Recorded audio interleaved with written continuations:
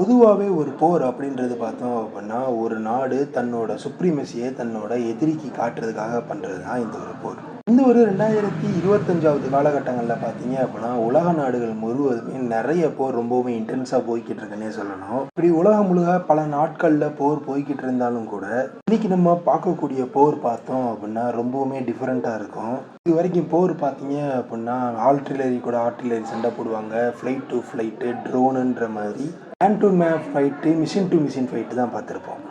இந்த ஒரு போர் பார்த்தோம் அப்படின்னா, ஒரு நாட்டோட ஆர்மிக்கும், ஒரு பறவைக்கும் நடந்துச்சுன்னு சொன்னா உங்களால நம்ப முடியுதா? எந்த நாட்டோட ஆர்மி, என்ன நாடு, என்ன பறவை, எதனால இந்த போர் அப்படின்றத இந்த ஒரு காணொளியில பார்க்கலாம். இந்த ஒரு காணொளிய கடைசி வரைக்கும் பாருங்க. அனைவருக்கும் அன்பு வணக்கம். நான் உங்கள் மதுரை குருவி. பொதுவாவே யுத்தம் அப்படின்னு எடுத்துக்கிட்டோம்னா, ஒரு நாடு தன்னோட சுப்ரீமசி காட்டுறதுக்காகவும், எதிரிய அடக்கி வைக்கிறதுக்காகவும் தான் முதல் காலத்துல பண்ணிக்கிட்டு இருந்தாங்க. இப்ப இருக்க காலகட்டங்கள்ல என்ன பண்றாங்க அப்படின்னு பார்த்தோம்னா, எதிரி நம்மளோட வளர்ந்துடக்கூடாது, ஆரம்பத்திலே அவரை தட்டி வைக்கணுன்ற மாதிரியான நோக்கங்களுக்காக இப்ப இருக்கக்கூடிய போர் இருக்கு. இப்ப இருக்கக்கூடிய போரெல்லாம் பார்த்தோம்னா, மாதிரி துப்பாக்கி எடுத்துட்டு போய், பீரங்கி எடுத்துட்டு போய் சண்டை போடுறது கிடையாது. ட்ரோன்ஸை தான் பார்த்தோம் அப்படின்னா நிறையவே பயன்படுத்துறாங்கன்னு சொன்னா, இப்ப நடந்துகிட்டு இருக்கக்கூடிய இஸ்ரேல் போரா இருந்தாலும் சரி, உக்ரைன் ரஷ்யா வாரா இருந்தா கூட சரி, இந்த ட்ரோன்னால தான் பார்த்தோம் அப்படின்னா பல தாக்குதல்கள் நடத்தப்படுது. இப்படி மாடர்ன் வார்ஃபேர் பார்த்தோம் அப்படின்னா பல பரிமாணங்களை மாறி இருந்தாலும் கூட, இப்ப நம்ம பார்க்கக்கூடிய இந்த ஒரு போர் பார்த்தோம் அப்படின்னா ரொம்பவுமே டிஃப்ரெண்டா இருக்கும். அது மட்டும் இல்லாம யூனிக்கா இருக்குன்னே சொல்லணும். ஒரு அவ்வளவு பெரிய போர் கூட கனெக்ட் பண்ணணுமா அப்படின்னு கேட்டோம்னா, இதை வந்து பார்த்தோம் அப்படின்னா மீடியாக்களும் வரலாற்று அறிஞர்களும் போரா தான் குறிப்பிடுறாங்க. போர்னு ரெண்டு நாட்டுல பாங்கிட்டு இங்கிட்டு ஓடி வந்து மோதி சுட்டுக்கிட்டு இறந்துக்கிட்டு அப்படி இருப்பாங்களா அப்படின்னு கேட்டீங்கன்னா, அந்த மாதிரி இருக்காரு. மினிமலான ஆர்மி டீம் தான் பார்த்தோம் அப்படின்னா இந்த ஒரு போரில் இருக்க போகுது. பார்த்தோம் அப்படின்னா முதலாம் உலக போரில் பயன்படுத்தப்பட்ட லெவிசன் கூடிய ஒரு கண்ணை தான் பயன்படுத்தியிருக்காங்க இந்த ஒரு போரில். இந்த ஒரு போரில் இன்னொரு ஆச்சரியம் என்ன அப்படின்னு பார்த்தோம்னா, இந்த ஒரு போர் ஒரு பறவைக்கு எதிராக நடத்தப்பட்டிருக்கு. ஒரு பறவைன்னு கிடையாது, ஒரு பறவை கூட்டத்துக்கு எதிராகவே பயன்படுத்தப்பட்டிருக்கு. என்ன பறவை, என்ன ஊருன்றதை நம்ம அடுத்தடுத்து பார்க்கலாம். இந்த ஒரு தகவலை பற்றி தெரிஞ்சுக்க நம்ம டிராவல் பண்ணக்கூடிய வருடம் என்ன அப்படின்னு பார்த்தோம்னா 1930. இந்த ஒரு 1930 நம்ம எந்த நாட்டுக்கு போக போகிறோம் அப்படின்னு பார்த்தோம்னா ஆஸ்திரேலியாவிலையும் குறிப்பாக நம்ம வெஸ்டர்ன் ஆஸ்திரேலியாவுக்கு ட்ராவல் பண்ண போகிறோம். இந்த வெஸ்டர்ன் ஆஸ்திரேலியாவில் என்ன நடந்திருக்கு அப்படின்னு பார்த்தோம்னா, முதலாம் உலக போரில் இந்த ஆஸ்திரேலியனோட வீரர்கள்லாம் பார்த்தோம் அப்படின்னா கலந்துருந்துருக்காங்க. அப்படி கலந்துருந்த ஆஸ்திரேலியன் வீரர்கள் எல்லாம் இந்த ஒரு போரை முடிச்சு அந்த போரில் உயிரோடு இருக்கக்கூடியவங்க எல்லாம் பார்த்தோம் அப்படின்னா இந்த வெஸ்டர்ன் ஆஸ்திரேலியாவுக்கு திரும்புகிறாங்க. ஆஸ்திரேலியாவுக்கு திரும்பும்போது ஆஸ்திரேலியா கவர்மெண்ட் என்ன பண்ணுது அப்படின்னு பார்த்தோம்னா, முதலாம் உலக போரில் இவங்கெல்லாம் சண்டையிட்டதுனால உயிர் வந்ததுக்காகவும் இவங்களுக்கு ஏதாச்சும் சிறப்பு செய்யணும். மட்டும் இல்லாமல் இவங்களுக்கு ஃபினான்ஷியலாக நம்ம ஏதாச்சும் ஹெல்ப் பண்ணுறதுக்காக என்ன பண்ணுறாங்க அப்படின்னா, வெஸ்டர்ன் ஆஸ்திரேலியாவில் இருக்கக்கூடிய நிலங்களை பார்த்தோம் அப்படின்னா இந்த ஒரு ஆர்மி வீரர்களுக்கு கொடுக்கப்படுது. இந்த ஒரு ஆர்மி வீரர்கள் கொடுக்கப்பட்டு இதை ஃபார்ம் லேண்டை மாற்றி இதன் மூலியமாக நீங்கள் ஏர்ன் பண்ணிக்கலான்ற மாதிரியான தகவலும் சொல்கிறாங்க. இந்த ஒரு காலகட்டங்களில் வெஸ்டர்ன் ஆஸ்திரேலியாவில் பார்த்தீங்க அப்படின்னா கோதுமைன்றது நல்ல செழிப்பாகவே இருந்தது. இந்த செழிப்பு பார்த்தோம் அப்படின்னா அப்போது இருந்ததா அப்படின்னு பார்த்தோம்னா அப்போது இருந்தது. ஆனால் நிறைய ஹர்டில்ஸை தாண்டி வந்து தான் அவங்க இதை விளைவிச்சிருக்காங்கன்னே சொல்லணும். இப்படி என்னப்பா ஹர்டில்ஸ் வரப்போகுது, அந்த ஒரு கோதுமையை விளைவிக்க பூச்சிகளா புழுக்களா அப்படின்னு கேட்டிங்கன்னா, அந்த இடத்துல தான் பிரச்சனையாக வந்தது ஒரு பறவை. அந்த பறவை என்ன அப்படின்னு பார்த்தோம்னா, இந்த பறவையினால பறக்க முடியாது ஆனால் ஓட முடியும். இந்த பறவையை வச்சு தான் பார்த்தோம் அப்படின்னா தமிழ்நாட்டில் 2012-13 பார்த்தோம் அப்படின்னா ஒரு மிகப்பெரிய ஸ்கேமே நடந்திருந்திருக்கு. மட்டும் இல்லாமல் இந்த ஒரு பறவை முதல்ல தமிழ்நாட்டில் இந்த ஒரு வியாபாரம் ஆரம்பிக்கும் போது இது என்னப்பா நெருப்பு கோழி மாதிரி இருக்கு அப்படின்ற மாதிரி நிறைய பேருக்கு தோணுச்சு. நான் சொல்றதை வச்சு எல்லாத்துக்கும் தெரிஞ்சிருக்கு, வேற எதுவும் கிடையாது, ஈமு தான். இந்த ஒரு ஈமு கோழியை வச்சு பார்த்தோம் அப்படின்னா தமிழ்நாட்டில் 2012-13 பார்த்தோம் அப்படின்னா மிகப்பெரிய ஸ்கேம் இருந்துச்சுன்னு சொல்லணும். நீங்க மட்டும் ஒரு ஈமு கோழி வாங்கினீங்க அப்படின்னா, சாரி 2 ஈமு கோழி வாங்கினீங்க அப்படின்னா 2 4 ஆகும், 4 8 ஆகும், 8 16 ஆகும், 16 32 ஆகும்னு நிறைய போலி வார்த்தைகளெல்லாம் போட்டிருந்தாங்க. அது மட்டும் இல்லாமல் என்ன சொன்னாங்க அப்படின்னா, நீங்க நிலத்தை மட்டும் காமிச்சா போதும், நாங்களே உங்களுக்கு செட்டப் பண்ணி கொடுத்துருவோம், எப்படி வளர்க்கணும்னு சொல்லி கொடுத்துருவோம், கோழியை நாங்களே கொடுத்துருவோம், இருந்து வரக்கூடிய ஒரு வருமானத்தை நீங்க வச்சுக்கோங்க, சிங்கிள் % மட்டும் எங்களுக்கு கொடுங்கன்ற மாதிரியான மிகப்பெரிய பெய்க்கதை உருட்டு பார்த்தோம் அப்படின்னா 2012-13 நடந்துச்சுன்னே சொல்லணும்.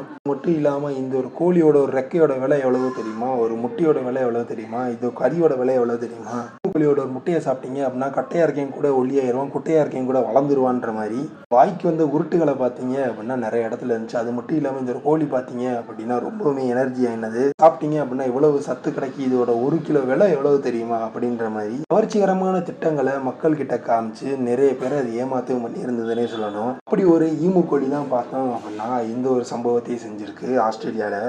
அப்போ போருன்ற ஈமு கோழி கூட தானப்பா அப்படின்னு கேட்டிங்கன்னா, இந்த ஈமு கோழிகள் கூட தான் ஆஸ்திரேலியாவோட ராணுவ ராணுவம் பார்த்தோம் அப்படின்னா போரிட்டு இருக்கு. பெரிய ராணுவம் போச்சா அப்படின்னா அதெல்லாம் கிடையாது. ஒரு சின்ன நம்பர்ஸ் ஆஃப் ஆர்மி, ஒரு 3 ல இருந்து 4 பேர் பார்த்தோம் அப்படின்னா போய் இருந்திருக்காங்க. எதுக்குடா அப்படின்னு பார்த்தோம்னா இந்த ஈமுக்கோழியை கொள்றது. இந்த ஈமுக்கோழி எதுக்குப்பா கொள்றாங்க அவங்க அப்படின்னு கேட்டீங்கன்னா, இந்த ஈமுக்கோழியால தான் இவ்வளவு பெரிய பிரளயமே நடந்திருக்குன்னு சொல்லணும். இந்த ஈமுக்கோழி என்ன பண்ணுச்சு அப்படின்னு பார்த்தோம்னா 1929ல இந்த வேர்ல்டு வார் 1ல சண்டை போட்ட எல்லாத்துக்கும் வெஸ்டர்ன் ஆஸ்திரேலியால இடங்கள் கொடுக்கப்படுது.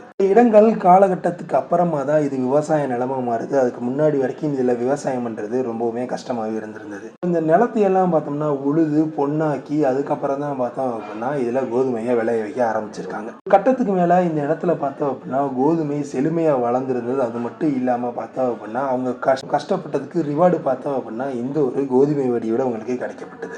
நல்லபடியா கோதுமை விளைச்சல் இருந்தது. இந்த கோதுமை விளைச்சல்னால பார்த்தோம் அப்படின்னா இவங்களுக்கு நிறைய நன்மைகள் நடக்க போகுதுன்ற இந்த காலத்துல தான் பார்த்தோம் அப்படின்னா இந்த இடத்துல ஒரு ப்ராப்ளம் வருது. எப்படி ஒரு மனுஷன் நல்லா இருக்காரானா அப்பதான் ப்ராப்ளமும் பார்த்தோம் அப்படின்னா அவர் பேண்ட் பாக்கெட்டுக்குள்ளேயே வந்துடும். அது மாதிரி தான் இந்த ஒரு ப்ராப்ளம் வந்திருக்கு. இந்த ஒரு காலகட்டங்களில் பார்த்தோம் அப்படின்னா வெஸ்டர்ன் ஆஸ்திரேலியாவை சுற்றி இருக்க பகுதிகளில் இந்த ஒரு ஈமுக்கோழி பார்த்தோம் அப்படின்னா நிறைய லெவலில் வாழ்ந்துகிட்டு இருந்திருக்கு. அதுக்கான தோராயமான ஒரு கணக்கு சொல்கிறாங்க. அந்த ஒரு காலகட்டங்களில் கிட்டத்தட்ட 20,000க்கும் மேற்பட்ட ஈமுக்கோழிகள் பார்த்தோம் அப்படின்னா ஆஸ்திரேலியாவோட அந்த வெஸ்டர்ன் ஆஸ்திரேலியா பகுதியாக வாழ்ந்துகிட்டு இருக்கு. இந்த ஒரு ஈமுக்கோழிகள் பார்த்தோம் அப்படின்னா அது காலநிலைக்கு ஏற்ற மாதிரி அதோட இடத்த மாற்றிக்கிட்டே இருக்கும். அது மட்டும் இல்லாமல் ரொம்ப தூரம் ட்ராவல் பண்ணுறதுனால இது அந்த வெயில் காலங்களில் அதுக்கு ஏற்ற மாதிரி தண்ணி உணவு எங்கே இருக்கோ அந்த மாதிரி இடத்த தேடி போய்கிட்டு இருந்திருக்கு. இப்படி போகும்போது தான் சிக்கியிருக்கு இந்த ஒரு வெஸ்டர்ன் ஆஸ்திரேலியாவோட ஏரியா, அந்த வீட் ஃபீல்டு. வீட் ஃபீல்டு பக்கம் மக்கள் நிறைய இருக்கிறதுனாலையும் நிலங்கள் நிறைய இருக்கிறனாலையும் பார்த்தோம் அப்படின்னா அங்கே தண்ணி வசதி நிறைய அமைக்கப்பட்டிருந்தது. அது மட்டும் இல்லாமல் தானிய கிழங்குகளும் நிறையவே இருந்தது. இதை பார்த்து ஈமுக்கோழிகள் என்ன பண்ணுது அப்படின்னு பார்த்தோம்னா தண்ணி இருக்குது, உணவு இருக்குது, இதுதான் நம்மளுக்கு சரியான இடம்ட்டு ஈமுக்கோழிகள் அப்போ இருந்த விளைநிலங்களில் புகுந்து அங்கே இருக்கக்கூடிய கோதுமைகள் எல்லாம் பார்த்தோம்னா பால்படுத்த ஆரம்பிச்சிருக்கு. அது மட்டும் இல்லாமல் அங்கே இருக்க தண்ணிகளை பயன்படுத்த ஆரம்பிச்சிருக்கு. மூலியமாக பார்த்தோம் அப்படின்னா அந்த ஊருக்குள்ள கிட்டத்தட்ட பார்த்தோம் அப்படின்னா 20,000க்கும் மேற்பட்ட ஈமுக்கோழிகள் அந்த ஊருக்குள்ள வந்திருக்கு. பாப்பான் படத்துல வெட்டிக்கிளிகள்லாம் அந்த வயலை பாதிக்குதோ அதே மாதிரியான வேலைகளை தான் இதுவும் பண்ணியிருக்கு. இந்த ஒரு ஈமுக்கோழி மூலியமா பார்த்தோம் அப்படின்னா அவங்க காட்டை சுத்தி போட்டிருந்த வேலிகளா இருக்கும் சரி, அவங்க போட்டிருந்த பாதுகாப்பு அமைப்பெல்லாம் பார்த்தோம் அப்படின்னா கொஞ்சம் கொஞ்சமா உடைபடுது. கோழிகள் செய்யற செயலால பார்த்தோம் அப்படின்னா அங்க இருக்கக்கூடிய முயல்கள், எலிகள், சின்ன சின்ன விலங்குகளுக்கு எல்லாம் பார்த்தோம் அப்படின்னா ஒரு கோதுமை ஃபீல்டை காலி பண்றதுக்கு நிறையவே உதவியா இருந்திருக்கு. ஆரம்ப காலத்துல ஃபார்மர்ஸும் என்ன பண்றாங்க அப்படின்னு பார்த்தோம்னா கொஞ்சம் கொஞ்சம் துரத்தி பாக்குறாங்க. அவங்களால முடிஞ்ச அளவுக்கு செஞ்சு பாக்குறாங்க. இந்த ஒரு நிலைமை பார்த்தோம் அப்படின்னா கையளவு தாண்டி போனதுனால என்ன பண்றாங்க அப்படின்னா 1932ல போயிட்டு கவர்மெண்ட் கிட்ட போய் முறையிடுறாங்க. ஆஸ்திரேலியன் கவர்மெண்ட் கிட்ட இந்த மாதிரி நீங்க இடம் கொடுத்தீங்க, நிலம் கொடுத்தீங்க, வாழ்க்கை கொடுத்தீங்க, அந்த வாழ்க்கையெல்லாம் பாழாக்குற வழக்கி இந்த ஈமுக்கோழிகள் வேலையை பார்த்துக்கிட்டு இருக்குன்ற மாதிரி சொல்றாங்க. இந்த ஆஸ்திரேலியன் கவர்மெண்ட்டும் பார்த்தோம் அப்படின்னா அது மேல ஆக்ஷன் எடுக்க ஆரம்பிக்கிறாங்க. என்ன பண்றாங்க அப்படின்னு பார்த்தோம்னா இந்த ஈமுக்கோழிகளை ரெஸ்ட்ரிக்ட் பண்றதுக்காக ஒரு set of royal artillery of Australia அப்படின்ற கூடிய ஒரு அமைப்புல இருந்து சில ஆர்மி பர்சனல்ஸும் அவங்களோட சீஃபையும் அனுப்புறாங்க. இவங்க கூட தான் பார்த்தோம் அப்படின்னா முதலாம் உலகப் போரில் பயன்படுத்தக்கூடிய அந்த லிவிஸின் கூட ஒரு மிஷின் கண்ணை இவங்ககிட்ட கொடுத்து விடுறாங்க. மிஷின் கண்ணை கொடுத்து என்ன பண்றாங்க அப்படின்னு பார்த்தோம்னா அங்கே இருக்கக்கூடிய ஈமுக்கோழிகளை நியூட்ரலைஸ் பண்ணுங்க, அப்படிதான் அந்த பிரச்சனையிலேருந்து நம்மளால மீள முடியுன்ற மாதிரி சொல்றாங்க. இதோட டீல் என்ன அப்படின்னு பார்த்தோம்னா இதுக்கு ஆகக்கூடிய எக்ஸ்பென்சஸ் எல்லாம் பார்த்தோம் அப்படின்னா ஆஸ்திரேலியன் கவர்மெண்ட் எடுத்திருக்கோம். ஒரு ராயல் ஆர்டிலரி ஆஸ்திரேலியன் ஃபோர்ஸுக்கு பார்த்தோம் அப்படின்னா தங்குற இடமும் சாப்பாடும் பார்த்தோம் அப்படின்னா இந்த ஒரு விவசாயிகள் தான் கொடுக்கணுன்ற மாதிரி சொல்லிட்டாங்க. அதுக்கு அந்த விவசாயியும் பார்த்தா அக்செப்ட் பண்ணிக்கிறாங்க. நிறைய போற கஷ்டத்துக்கு இது பெரிய கஷ்டம் இல்லைன்ட்டு 1932ல பார்த்தோம் அப்படின்னா மெர்டித் அப்படின்ற தலைமையில இந்த ஒரு ஆர்டிலரி குரூப் பார்த்தோம் அப்படின்னா ஆஸ்திரேலியால போய் இறங்குது. 1932 நவம்பர் மாசம் பார்த்தோம் அப்படின்னா அவங்க ஃபர்ஸ்ட் வேட்டையை ஆரம்பிக்கிறாங்க, போய் சுட ஆரம்பிக்கிறாங்க. இப்படி சுடும்போது பார்த்தோம் அப்படின்னா ஃபர்ஸ்ட் 10,000 ரவுண்டுக்கான அமினேஷன்கள் காலி ஆகுது. ஆனால் வெறும் 500ல இருந்து 1000 கோழிகளை மட்டும்தான் இவங்களால சுட முடியுது. இதனால அப்படின்னு பார்த்தோம்னா இந்த ஈமுக்கோழிகள் நேச்சராகவே பார்த்தோம் அப்படின்னா ஓடக்கூடிய எபிலிட்டி வேகமோட, அது மட்டும் இல்லாமல் குண்டுல இருந்து மிஸ் ஆகி போகக்கூடிய டெக்னிக் மாதிரி பார்த்தோம் அப்படின்னா இயற்கையிலே இதுக்கு இருந்திருக்கு. அது மட்டும் இல்லாமல் இது செட்டா இருக்கிறனால பார்த்தோம் அப்படின்னா அங்கங்க 10, 15 அது மாதிரி பிரிஞ்சு அங்கிட்டு ஓடிடுது. மட்டும் இல்லாமல் இதோட வேகம் பார்த்தோம் அப்படின்னா இந்த ஒரு ஆர்மி மீறலால ஈடு கொடுக்க முடியலான்னு சொல்லணும். என்னதான் அவங்க ரவுண்ட் ஃபயர் பண்ணாலும் கூட இவங்க மல்டிபிள் ரவுண்ட்ஸ் சுடும்போது பார்த்தோம் அப்படின்னா சில கோழிகள் மேல அந்த குண்டு படுது, சில கோழிகள் பார்த்தோம் அப்படின்னா அந்த குண்டுல இருந்து தப்பிச்சு ஓடிடுது. இந்த முதல் வாரத்துல அவங்க பண்ண போர்ல பார்த்தோம் அப்படின்னா கிட்டத்தட்ட 800க்கும் கம்மியான கோழிகள் தான் சுடப்பட்டிருக்குன்ற மாதிரி சொல்றாங்க. புல்லட் கூட ஆவரேஜ் பண்ணும்போது பார்த்தோம் அப்படின்னா ஒரு கோழிக்கு 10 புல்லட் யூஸ் பண்ணதான் ஒரு கோழியை கொல்ல முடியுன்ற மாதிரியான ஆவரேஜ்கள் சொல்லப்படுது. முதல் வாரத்திலேயே 25,000 ரவுண்ட் அமினேஷன்ல பார்த்தோம்னா 10,000 ரவுண்ட் அமினேஷன் போயிருச்சு. அதில் பார்த்தோம்னா வெறும் 800களுக்குள்ள தான் கொல்லப்பட்டிருக்கு. இப்போ என்ன பண்ணுறாங்க, கொஞ்ச நாளுக்கு அப்புறமா பார்த்தோம்னா இதே மாதிரியான ஆக்டிவிட்டிஸ் நடக்குது. இது ஒரு ஆக்டிவிட்டி நடக்கும்போது என்ன ஆகுது அப்படின்னு பார்த்தோம்னா, இதில் சுடும்போது கிட்டத்தட்ட 12 ரவுண்டு முடிஞ்சதுக்கு அப்புறமா அவங்க பயன்படுத்தக்கூடிய துப்பாக்கி ஒன்று ஸ்ட்ரக் ஆயிருச்சு. ஸ்ட்ரக் ஆனதுனால பார்த்தோம் அப்படின்னா மினிமம் ஆர்டிலரிஸ் வச்சு மிச்சம் இருக்கிறத காலி பண்ணணும்னு பிளான் பண்ணுறாங்க. அப்படி 2வது வாரத்தில் பார்த்தோம் அப்படின்னா கணக்கு தான் ஒரு 500 400 தான் சுட முடியுது. சில பறவைகள் உடனே இறந்தாலும் கூட சில பறவைகள் பார்த்தோம் அப்படின்னா நோய்வாய் விட்டு ரொம்ப நாளுக்கு அப்புறம் தான் இறந்து போற மாதிரி இருந்திருக்கு. அதனால பார்த்தோம் அப்படின்னா ஆஸ்திரேலியன் ஆர்மிக்கு நிறைய பண விரயங்கள் ஆகுது. எதனால அப்படின்னா வேகத்தை நம்மளால ஈடு கொடுக்க முடியல, நிறைய புல்லட்ஸ் வேஸ்ட் ஆகுது, இதை கொல்லவும் முடியல. ஏன்னா கிட்டத்தட்ட பார்த்தோம்னா 20,000க்கும் மேற்பட்ட பறவைகள் இருக்கு. நம்ம கிட்ட பார்த்தோம் அப்படின்னா அதுக்கேற்ற மாதிரி அமினேஷன்ஸ் இல்லை. அப்படி அமினேஷன்ஸை பயன்படுத்தினாலும் நிறைய வேஸ்ட் ஆகுதுன்றனால கொஞ்ச காலத்துக்கு விட்டு வைக்கிறாங்க. கொஞ்ச காலத்துக்கு விட்டு வைக்கிறதுக்கு அப்புறமா பார்த்தோம் அப்படின்னா திருப்பி நவம்பர்ல கொஞ்ச நாட்கள் கழிச்சு என்ன பண்றாங்க அப்படின்னா ட்ரக்ல எல்லாம் மவுண்ட் பண்ணிட்டு போய் துப்பாக்கி வச்சு சுடுறாங்க. ட்ரக்ல மவுண்ட் பண்ணிட்டு போய் சுட்டாலும் இது பிரிஞ்சு பிரிஞ்சு ஓடுறதுனால ட்ரக்கை எல்லா இடத்துலயும் அவங்களால ஓட்ட முடியல. மட்டும் இல்லாமல் அது பேடி ஃபீல்டா இருந்தனாலையும் கொஞ்சம் ரஃபா இருந்தனாலையும் பார்த்தோம் அப்படின்னா இந்த ஒரு டேங்கர் ஓட்டுறதுக்கு அவங்களுக்கு ரொம்ப கஷ்டமாவே இருந்திருக்கு. இப்படி ஒரு பக்கம் ஆஸ்திரேலியன் ஆர்மி இந்த ஒரு ஈமுக்கோழியை சுட்டு தள்ளுறதுக்காக நிறைய முயற்சிகள் ஈடுபட்டு இருந்தது. ஒரு நேரம் தான் பார்த்தோம் அப்படின்னா இந்த மாதிரி விஷயம் நடந்தா நாட்டுக்குள்ள இன்னொரு பக்கம் இன்னொரு விஷயம் நடக்கும். என்ன அப்படின்னு பார்த்தோம்னா விலங்குகள் நல்ல ஆளுநர்கள் என்ன சொல்றாங்க பார்த்தோம்னா, இப்படி போய் அந்த வாயில்லா ஜீவனை நீங்க கொல்லலாமா, இதெல்லாம் உங்களுக்கே நியாயமா இருக்கா, அது மட்டும் இல்லாம இவ்வளவு தூரம் நீங்க செலவழிக்கிறீங்க, உங்களால எவ்வளவு தூரம் கொல்ல முடிஞ்சது அப்படின்ற மாதிரியான விலங்கின ஆய்வாளர்கள் என்ன பண்றாங்க, இப்படிலாம் பண்ணக்கூடாதுன்ற மாதிரி சொல்றாங்க. இது பார்லிமெண்ட் வரைக்கும் போயிட்டு இந்த இஷ்யூவை பார்த்தோம் அப்படின்னா கொஞ்சம் தூரத்தை நிறுத்தி வச்சிருக்காங்க. கொஞ்ச நாள்களுக்கு அப்புறம் சேம் இதே மாதிரியான வேட்டையாடுதல் பார்த்தோம் அப்படின்னா நடக்க ஆரம்பிக்குது. ஆனா அந்த வேட்டையாடுதல்லையும் பார்த்தோம் அப்படின்னா பயன்படுத்தக்கூடிய அமினேஷன் தான் காலியாகுதே தவிர இந்த ஒரு கோழிகள் பார்த்தோம் அப்படின்னா இறந்து போறதே கிடையாது. இதனால பார்த்தோம் அப்படின்னா நிறைய பணம் விரயமாகுது. இதனால நம்மளுக்கு ரிசல்ட்டே கிடைக்க போறது இல்லைன்னு இவங்க என்ன பண்றாங்க அப்படின்னு பார்த்தோம்னா இந்த ஒரு ஈமுக்கு எதிரான இந்த ஒரு போரை பார்த்தோம் அப்படின்னா அப்படியே கைவிடுறாங்க. கைவிட்டதுக்கு அப்புறம் என்ன ஆகுது அப்படின்னு பார்த்தோம்னா இது சில காலங்களுக்கு அப்புறம் பார்த்தோம்னா 1934 35ல சிறுசா அவங்க சண்டைகள் போட்டிருந்தாலும் கூட அதுக்கப்புறமா பார்த்தோம் அப்படின்னா ஆஸ்திரேலியன் கவர்மெண்ட் இது முழுமையாக கைவிட்டு இருந்தது. அதுக்கப்புறமா அவங்க என்ன பண்றாங்க பார்த்தோம்னா லோக்கல்ல இருக்கவங்க எல்லாம் சேர்ந்து பவுண்டி ஹண்டர்ஸை பிளான் பண்ணி பவுண்டி ஹண்டர்ஸை ஹையர் பண்ணி என்ன பண்றாங்க இந்த ஒரு ஈமு கோழிகளை கொள்ள பிளான் பண்றாங்க.